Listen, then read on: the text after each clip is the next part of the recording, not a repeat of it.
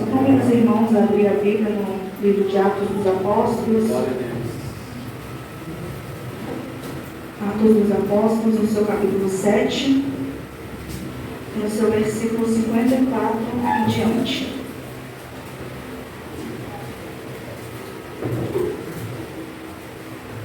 Glória a Deus. Glória a Jesus. Atos 7, no seu versículo 54 em diante. Os irmãos acharam, amém? E ouvindo eles isto, enfureciam-se em seu coração, e rangiam os dentes contra ele. Mas ele, estando cheio do Espírito Santo, e fixando os olhos no céu, viu a glória de Deus, e Jesus que estava à direita de Deus, e disse: Eis que vejo os céus abertos, e o Filho do Homem, que está em pé à direita de Deus.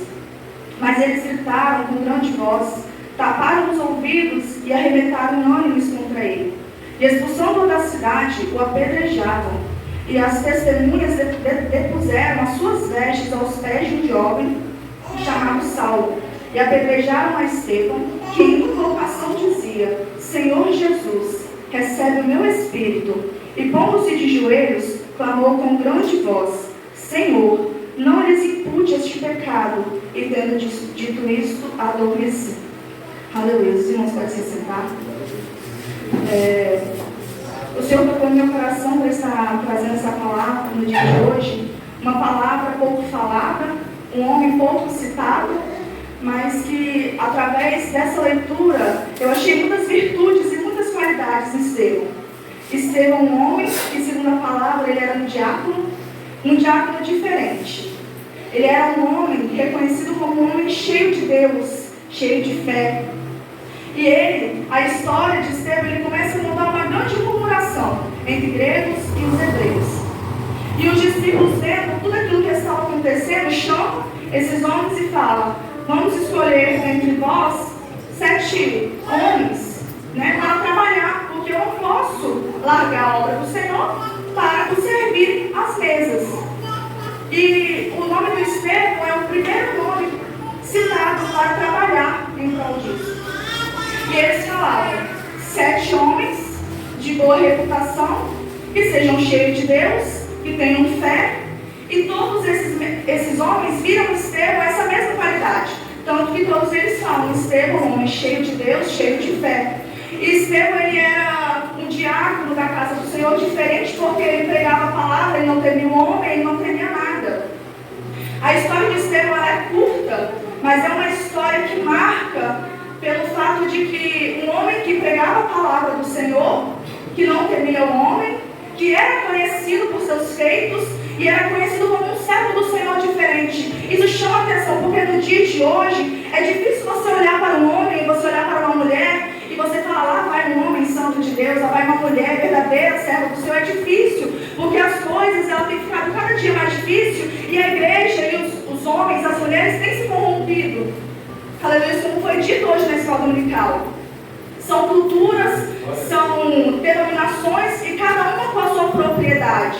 E é difícil você ver a diferença de um que é hoje em dia e daquele que não é. E Estevão, todos ali viam em Estevão a presença de Deus. E é muito lindo isso. Aleluia, Estevão, ele fazia a obra do Senhor, aleluia, como foi dito na palavra. E eles não gostaram e chamaram Estevão para disputar entre eles.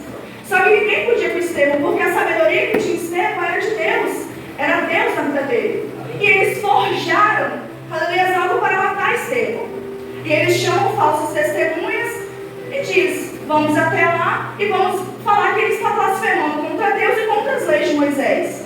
E assim foram as falsas testemunhas mentir contra Estevão, porque Estevão estava pegando a palavra do Senhor. E eles queriam dizer que Estevão estava blasfemando contra Deus e contra as leis de Moisés, dizendo que Estevão disse que Deus iria destruir aquele lugar e também derrubaria as leis de Moisés. Aleluia. E ali eles foram diante do conselho. E ali no conselho forjaram toda uma mentira para que Estevão pudesse ser morto. E Estevão, as pessoas que estavam ali viam Estevão, não via ele como um homem, como nós nos vemos, como eu te vejo. Eles viam através de Estevão uma face como se fosse de um anjo, porque Estevão era um homem cheio da presença de Deus, era cheio do Espírito E mesmo assim eles continuavam com aquela mentira para poder matar aquele, para poder parar a obra do Senhor. E Estevão ele é levado para fora da cidade. E Estevão ali ele fala: eu vejo os céus abertos, eu vejo o meu Deus, e eu vejo Jesus à direita do Pai. E aqueles homens não temeram, e aqueles homens não tiveram medo, e Estevão também não. E o que chama a atenção é que naquele momento talvez Estevão poderia ter sentido medo. Estevão talvez por sua vez, sabendo como é que era aquele lugar, aquela situação, aqueles homens, ele poderia ter ficado com medo, ter pedido misericórdia ao Senhor, mas ele não pede. Ele continua pregando para aqueles homens: eu vejo o céu, eu vejo Deus, eu vejo o Pai, eu vejo o Filho. E aqueles homens tamparam os ouvidos de Estevão e gritavam para o apedrejar. Aleluia, e o Senhor permitiu aquilo ali. O que chama a atenção é que esse foi o primeiro mártir, aleluia, da Bíblia. Um jovem, um homem cheio de Deus, um diácono que fazia a obra do Senhor. Aleluia, pouco citado na palavra do Senhor. Aleluia, esse é o primeiro mártir da história. E Saulo está ali presente. Aleluia, tanto que as vestes daquele jovem morto agora é lançado aos pés de Saulo, porque sabemos bem que Saulo, ele era um grande perseguidor da igreja, era um grande perseguidor dos cristãos. Aleluia, e ali Estevão falando sobre o Senhor, vendo os céus abertos, e aqueles homens continuavam apedrejando. E o que me chamou a atenção é que, por mais que o Estevão era cheio de Deus, era um homem talvez segundo o coração de Deus, porque não temeu o homem. Isso eu falando, conjecturando eu. Aleluia, um homem que não temeu os homens, que não temeu a morte, e foi apedrejado. Ele ainda é capaz de dobrar os seus joelhos e pedir ao Senhor que os perdoasse. Como assim? Você está me matando, você está me apedrejando, você está falando mentira contra mim, e eu ainda vou pedir ao Senhor para ter misericórdia, para te perdoar. É uma diferença que teve em Estevão, que nós como igreja devemos ter. Foi falado hoje sobre quando a gente é uma igreja, a gente tem que se contentar e entender que sempre vai ter um ferindo o outro. Porque às vezes a minha ferida, quando eu vou falar, você vai te ferir, foi muito bem dito aqui. Aleluia, e Estevão naquele momento ele não se importou com a ferida que estava causando nele, na carne dele. Porque ele sabia para onde ele iria. Ele tinha convicção, porque ele estava vendo o céu aberto para receber. Ele estava vendo o Senhor olhando para ele. Ele viu Jesus, ele viu Deus. Ele viu a glória de Deus. Deus não. A Bíblia fala que ele viu a glória de Deus e que viu Jesus à direita de Deus. Então ele viu Jesus. E ele pôde contemplar aquele momento que ele tinha certeza para onde ele estaria indo. Apesar do apedrejamento, apesar das blasfêmias contra ele, ele sabia, aleluia, que a caminhada dele tinha sido certa diante do Senhor e para onde ele iria.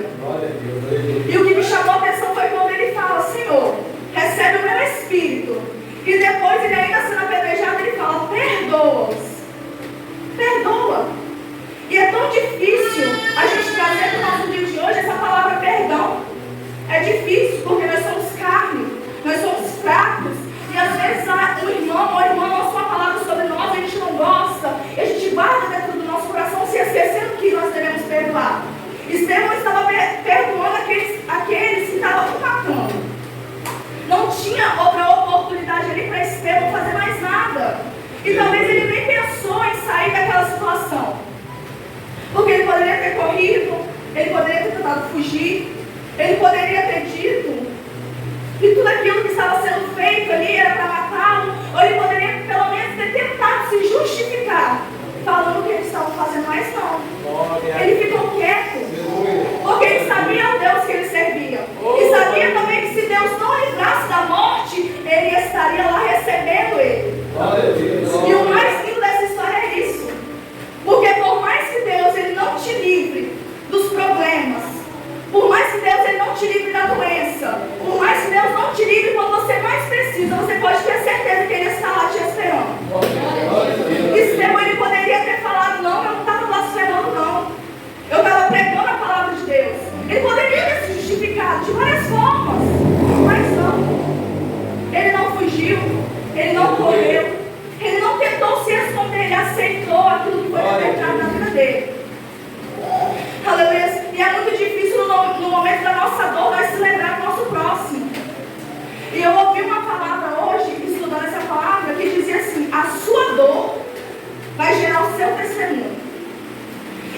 dor de Estevão que foi gerada na história dele, porque Estevão é mais conhecido pelo apedrejamento que ele sofreu do que por ele ser um homem cheio de Deus. As pessoas, quando falam de Estevão, falam sobre o seu apedrejamento. Mas antes da história da morte de Estevão, tem várias pessoas relatando, vários homens ali numa reunião falando: Estevão é um homem cheio de Deus, é um servo fiel, é um homem de muita fé, fazia grandes prodígios no nome do Senhor. Mas todos levou na morte. Por quê? Foi na morte, foi no leito de morte que ele mostrou que ele realmente era um servo de Deus. Porque quando tudo está bem, é muito fácil você falar: eu sou serva, é muito fácil. Mas enquanto tem um irmão lá fora necessitando de algo, você pode dar, mas você não quer. Você passa a ser, cada vez você não passa a ser mais servo de Deus. Você quer o seu bem, você está bem, você quer o seu conforto, mas você esquece daquele que está lá fora. Hoje é tudo de missão. E missão não é só ir lá na África, não é ir só fora do país, não. A missão, ela começa aqui dentro. Ela começa dentro do nosso lar. Ela começa perto dos nossos. Estevão, talvez ele não teve a oportunidade de falar com a sua família. Não sei, a história que não relata se tinha alguém vivo ainda nessa época. Estevão não teve essa oportunidade. Mas ele pediu ao Senhor por aqueles que estavam ali o matando. E nós temos a oportunidade de fazer a obra do Senhor, de pregar. Temos a oportunidade de lá fora, onde tem almas perecendo. Nós temos a oportunidade dentro da nossa casa, no meio dos nossos familiares, que não servem ao Senhor, de pregar a palavra. Mas nós fazemos o quê? Nós tememos. Nós temos medo. Nós nos acovardamos. E achamos que está tudo bem. Achamos que você lá fora, você está fazendo uma grande missão. Não é bem assim. É difícil a gente entender que a missão, ela passa a começar dentro do nosso lar. É o nosso filho, é a nossa filha, é a nossa mãe, é o nosso pai. E é difícil você pegar por de dentro. Porque foi uma palavra que o Senhor colocou no meu coração hoje. Você prega por de fora, porque os de fora não conhecem a sua verdadeira face. Dentro da sua casa, eu sou o Ediane. Eliseu é Eliseu, é ele, é o homem Eliseu. Aqui dentro, ele é o servo do Senhor, é o cooperador. Todos o conhecem aqui dentro como homem que ora, que busca, que é o líder de missões. Mas dentro da casa dele, a mãe e o pai conhecem o Eliseu, o homem Eliseu, a sua face. E é difícil você pregar para quem te conhece verdadeiramente. Por quê? Porque se você for uma pessoa que não serve ao Senhor verdadeiramente, aquela pessoa não vai dar crédito na sua palavra. E os de fora, como não te conhecem, vê você de terno, paletó, vê você com uma saia, vai dar crédito. Porque o crente é reconhecido pelas suas vestes muitas vezes. E as pessoas lá de fora não sabem discernir. Porque não tem a visão espiritual para discernir quem é servo e quem não é. Nós temos. Eu sei que eles são um servo de Deus. Eu sei que a Maria Eduarda é uma serva de Deus. Eu sei que o Henrique é o meu pastor, é um homem de Deus, sabe? Eu sei. Mas lá fora ninguém me conhece. Então é fácil. Eu vou lá fazer missão lá fora. E dentro da minha casa, eu deixo para outro dia. Será que o Senhor tem recebido o que você tem feito?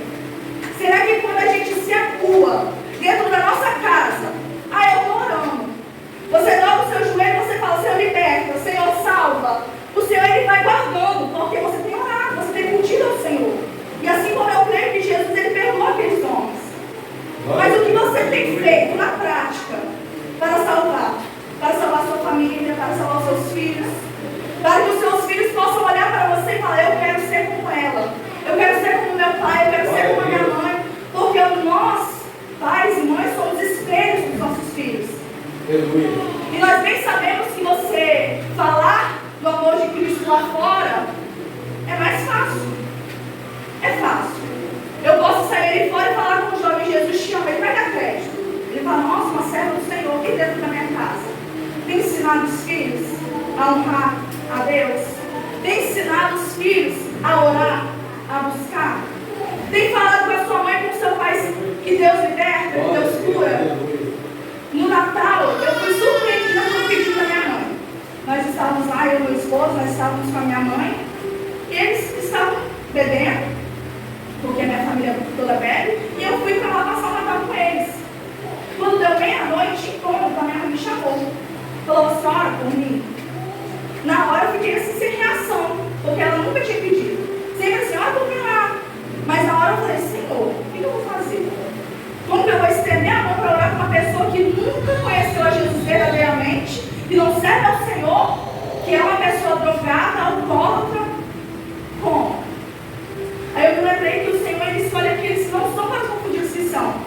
Eu falei, da mesma forma que um dia o Senhor me resgatou, me limpou, alguém orou por mim, eu vou orar por ela.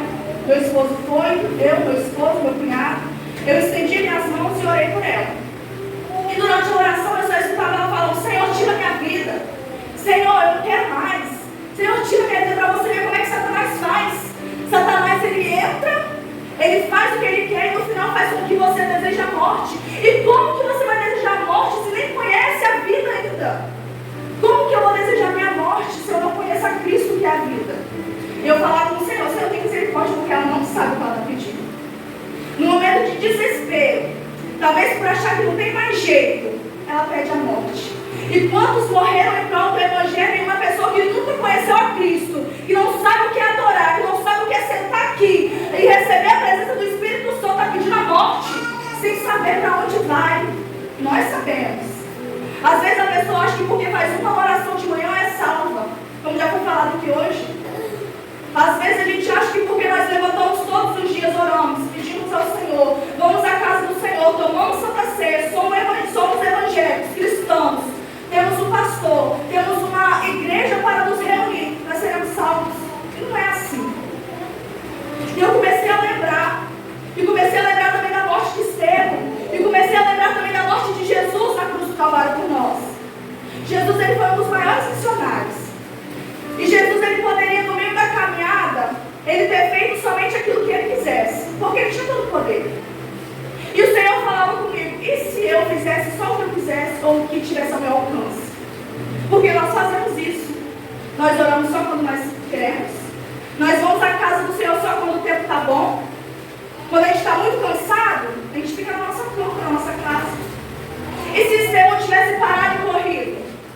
E se Jesus tivesse falado assim, eu só vou pregar a palavra, eu não vou morrer por eles porque eles não merecem? Não teria sido a grande missão, não teria sido o que o Senhor, Deus, ele determinou a Jesus fazer. E às vezes nós somos assim, não se comparando, porque não temos que se comparar com Jesus que foi santo, que era 100% homem e 100% Deus, não. Mas nós somos a imagem e semelhança dele. E assim como foi com Estevão, assim como foi com Saulo, assim como foi com João Batista, assim como foi com Jesus, e assim como foi com vários outros, nós também estamos à mercê de padecer pelo Evangelho da mesma forma. E você já parou para se perguntar o quão você está disposto a padecer por esse mesmo Evangelho? Esse mesmo Evangelho que outrora Estevão estava pregando e fazendo prodígios e maravilhas, agora ele está morto pelo mesmo Evangelho.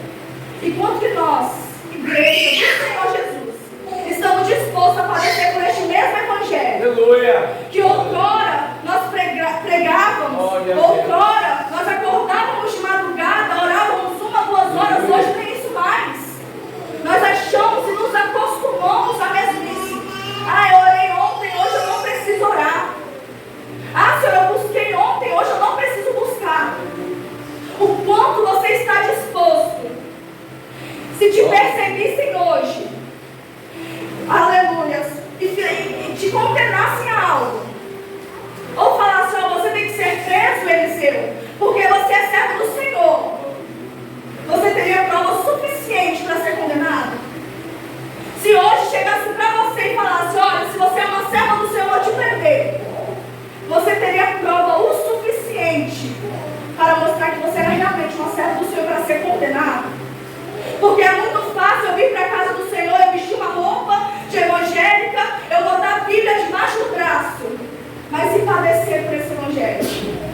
Estevão padeceu a morte, apedrejado.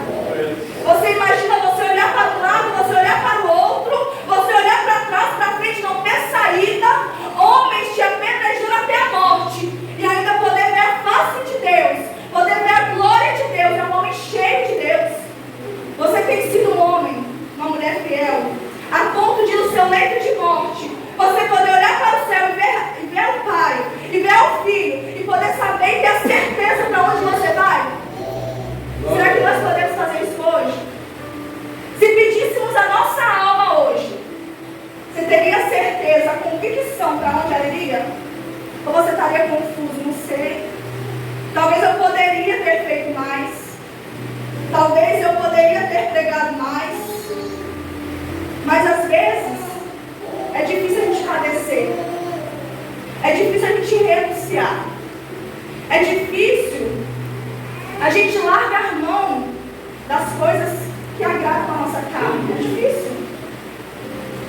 Estevão, ele poderia ter tido uma vida inteira pela frente, fazendo maravilhas, prodígios. Mas ele foi um homem tão cheio de Deus que as pessoas se incomodaram com a sabedoria que ele tinha, porque ninguém podia contra ele. E se incomodaram com a palavra que ele trazia, a ponto de querer o matar.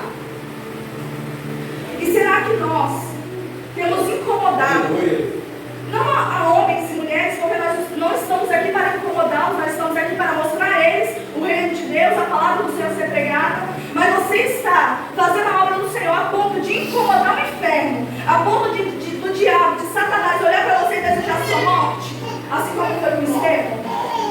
Será que nós temos trabalhado a ponto do Senhor ou dos outros lá fora olhar para nós e falar, Pai, eu sou um homem de Deus? Ou será que você tem feito só aquilo que você pode? Eu vou fazer só o que está ao meu alcance. E essa palavra veio no meu coração e eu fiquei, Senhor, é verdade. Porque a gente acha que 30 minutos de oração é muita coisa. A gente acha que ir para o culto, ficar 2 horas, é muito. A gente acha que fazer a obra do Senhor lá fora é muito difícil. Porque imagina você ir lá fora onde tem drogados, viciados, pessoas possessas, pessoas que talvez nunca ouviram a palavra de Deus, ou se ouviram, não guardaram, e você ir lá e pregar essa palavra que muitas das vezes confronta o homem, muitas das vezes não, sempre confronta o homem do pecado. E as pessoas lá fora se acomodaram no pecado e não querem que ninguém fale contra. O não pode está errado. Não pode beber, não pode se drogar, você não pode se prostituir, está errado. O errado virou certo, o certo virou errado, e a igreja tem se acomodado, achando que está tudo bem, está tudo legal. E Jesus está às portas, e o que a igreja tem feito? O que hoje você pode olhar para a sua mão e falar, eu tenho assim e assim para oferecer a Deus? Você tem algo hoje? Eu estou dizendo nessa noite, nesse primeiro culto de missões de 2024, você tem algo para apresentar diante de Deus? Você tem orado? Você tem pregado a palavra? Você tem levado, aleluia, a palavra àqueles que estão lá fora, desprezados, humilhados, que não têm família, que não têm o que comer, que não têm um trabalho? Você tem tudo isso. Hoje, debaixo dessa chuva que deu, nós estamos aqui na casa do Senhor. Mas quando nós sairmos daqui, nós temos um lar, nós temos um teto, nós temos uma cama, nós temos uma coberta para nos aquecer. E quantos lá fora estão perecendo, estão morrendo de frio, de fome, afogados mediante a tempestade? E o que a igreja tem feito? Mas você pode falar, isso não é minha obrigação. É sim, é sim. É obrigação da igreja, porque nós conhecemos a verdade, nós fomos salvos, eu fui liberta, o Senhor me resgatou do lamaçal do pecado, e por que eu vou guardar a palavra do Senhor só para mim? Que egoísta que eu sou. Porque é isso que nós somos, egoístas. Nós pensamos somente no nosso conforto, somente em nós.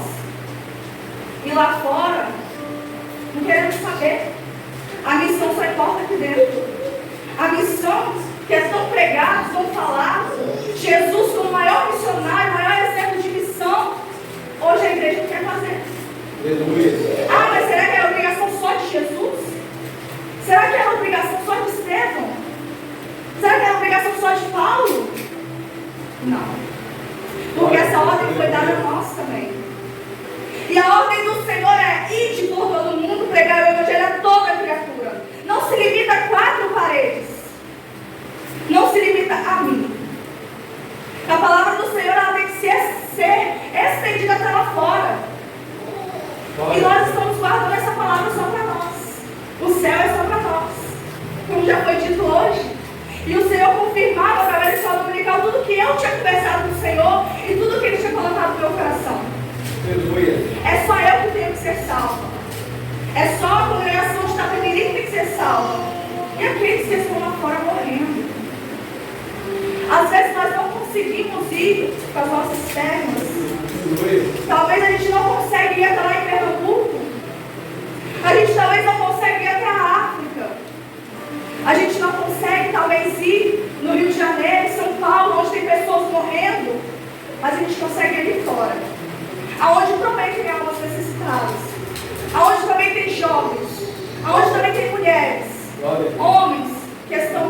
morrendo, que estão perecendo e padecendo sem conhecer a Cristo.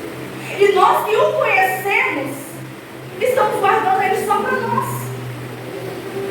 Você já pensou? Se Jesus tivesse se limitado a sua morte na cruz somente aos discípulos, ou somente àqueles que o serviam naquela época, o que seria de nós? Mas a morte foi para todos nós. Foi para mim, foi para você, que somos pobres, miseráveis, pecadores, egoístas, porque queremos guardar a palavra do Senhor só para nós. O consolo do Espírito Santo é só para nós. A palavra de vida eterna é só para nós. Você tem se perguntado o que você tem feito, o quanto você tem feito pelo Evangelho? Será que tem sido o suficiente para hoje você olhar para você e falar: eis aí uma serva minha, eis aí um servo meu? Você tem trabalhado o suficiente? Ou você tem achado que você vir aqui já é um grande feito? Não é. Não é um grande feito, porque aqui nós estamos adorando ao Senhor. O culto é para ser adorado o nome do Senhor. Não é para que nós venhamos nos gloriar. Não é para que nós venhamos receber. O culto aqui dentro da congregação é para nós dar ao Senhor a nossa adoração, o nosso louvor. E das portas para fora começa a missão. Da porta da igreja para fora inicia-se a missão maior, que é ganhar almas para o reino. Porque nós sabemos bem que Jesus está às portas, todos nós estamos vendo. E eu fui pesquisar, como todos já sabem, a palavra missão. Eu creio que os irmãos já pesquisaram, mas eu vou falar novamente. Missão é uma incumbência que alguém deve executar a pedido ou ordem. É algo que nós recebemos uma ordem, nós temos a incumbência de ir e fazer. Qual é essa ordem? Ir por todo mundo pregar o Evangelho. Isso não quer dizer que você tem que ir para fora do Brasil, não.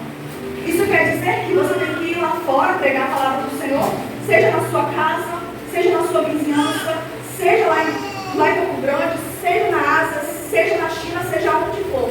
A ordem é uma só: ir por todo mundo. E vai mais além. A missão, além de ser uma ordem que nós temos que cumprir, é também um propósito que o Senhor colocou dentro de nós e nos deu para ser cumprido aqui na terra. O propósito de salvação também é um compromisso. Um compromisso com quem? Com a igreja? Não. O compromisso é com Cristo. É com aquele que morreu na cruz por amor de todos nós. Foi um sangue que foi derramado por amor a todos. Não foi só por mim. Não foi só por nós, Capimirim. Então é um compromisso que nós temos com o Evangelho. Não é um compromisso que eu tenho com Eliseu por ser um líder de missão. Não é um compromisso que eu tenho com o meu pastor. É um compromisso que eu tenho com Deus, com o Pai, com o Filho. Aquele mesmo Deus que entregou o seu único, ele só tinha um, ele entregou por nós. E o que nós temos feito? Nada. Porque nós estamos acomodados. Esse século que nós estamos é o século do comodismo. A igreja tem se acomodado a viver da mesma forma. Tudo bem se os bancos estão vazios. Tudo bem se tem gente lá fora morrendo. Tudo bem se hoje não vem um ou dois. Tudo bem. Não, gente.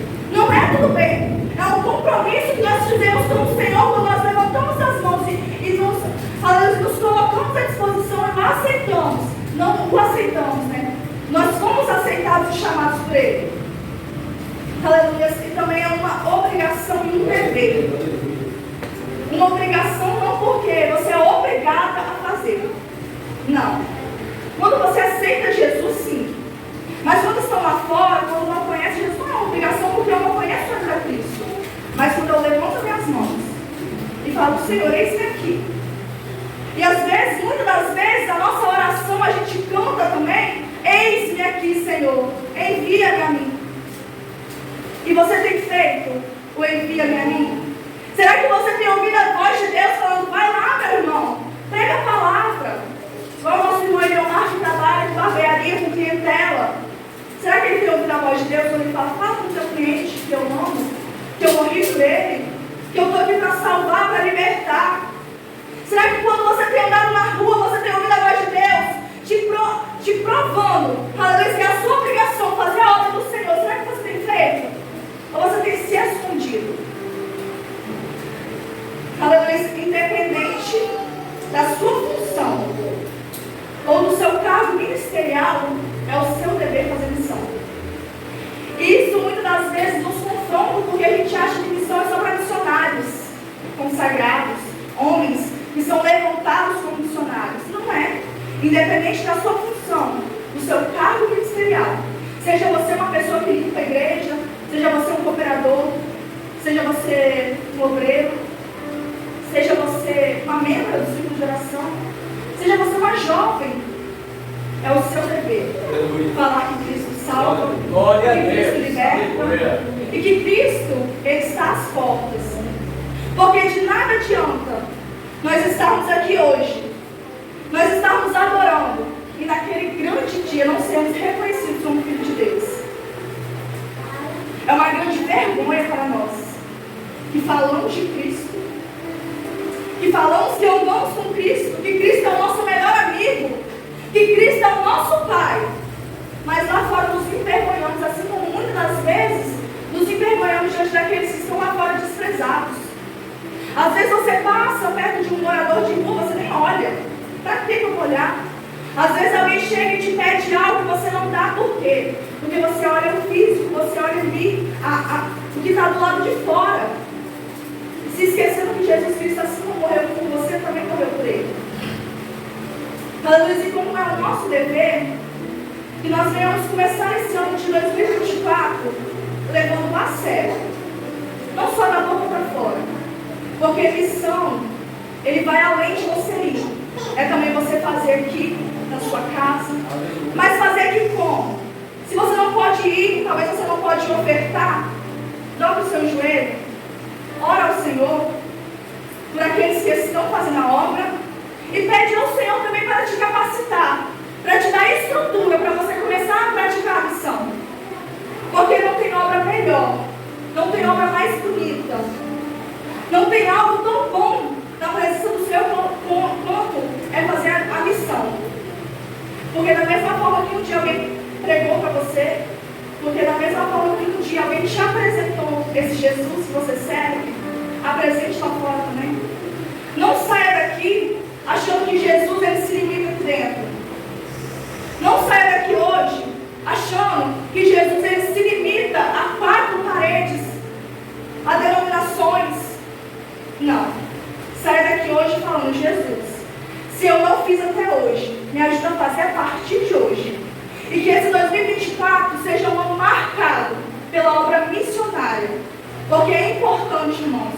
Às vezes você olha para fora e você não tem dimensão do quão importante é a obra missionária na casa do Senhor. Eu tenho certeza que os obreiros sabem. E muitas das vezes eu também não tinha dimensão.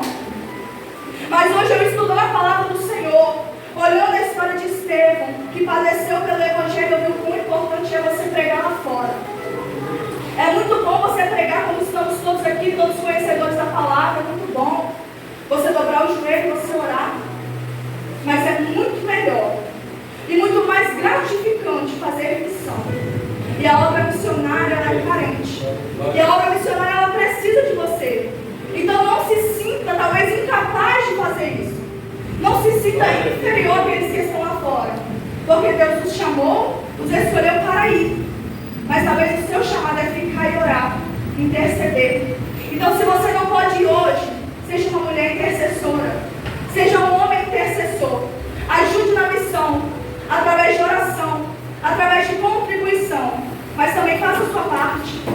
Saia daqui hoje falando, Senhor, a partir de hoje eu sou um missionário. E eu quero que a tua palavra, ela seja pregada lá fora. Aonde eu estiver, que eu pregue a tua palavra sem medo. Sem temer a homem, sem temer a morte. Aleluia. E Deus, Ele não errou quando Ele te escolheu. Independente do cargo que você exerça na casa do Senhor, Deus, Ele não errou quando Ele te chamou. Talvez hoje você se sinta incapaz. Talvez hoje você ache que você não pode. Ou que você não sabe, como Jeremias, eu não sei falar, eu sou só uma criança. Mas o Senhor, Ele não errou quando Ele te chamou. Deus não errou quando chamou a irmã Cirlei. Deus não errou quando chamou a Carol. Deus não errou quando chamou a Vera, quando chamou Eliomar, Marcos. E todos nós que estamos aqui, Deus não errou. Deus, Ele sabia sabia das suas fraquezas. Deus, Ele sabe dos seus medos. Deus sabe das suas incertezas. E Deus sabe o desejo também do seu coração. Mas às vezes o temor, o medo, a ansiedade toma conta e nos impede de fazer. Mas sai daqui hoje com a certeza que quando Ele te escolheu, que quando Ele te chamou, Ele não errou. Aleluia. E a palavra do Senhor nos confirma isso. Em Coríntios, no seu capítulo 1, e eu encerro aqui. No seu versículo 26 em diante, nos confirma que Ele não errou quando nos chamou e que Ele sabe muito bem quem Ele chamou, o propósito que Ele tem na sua vida e o quão importante você é na obra do Senhor. Em Coríntios, 1 Coríntios 1, 26 em diante diz assim: porque vede, irmãos, a vossa vocação, que não são muitos os sábios segundo a carne, nem muitos os poderosos, nem muitos os nobres que são chamados. Mas Deus escolheu as coisas loucas deste mundo para confundir as sábias. E Deus escolheu as coisas fracas para confundir as fortes. E Deus escolheu as coisas vis deste mundo e as desprezíveis e as que não são, para aniquilar ou confundir aqueles que são, para que nenhuma carne se glorie perante dele. Então, se Ele te chamou, por mais que doa, por mais que você se sinta incapaz, saiba que na sua dor, Deus vai gerar o seu testemunho. E a missão, ela vai ser feita através da sua casa. Mas saia daqui hoje determinado a se colocar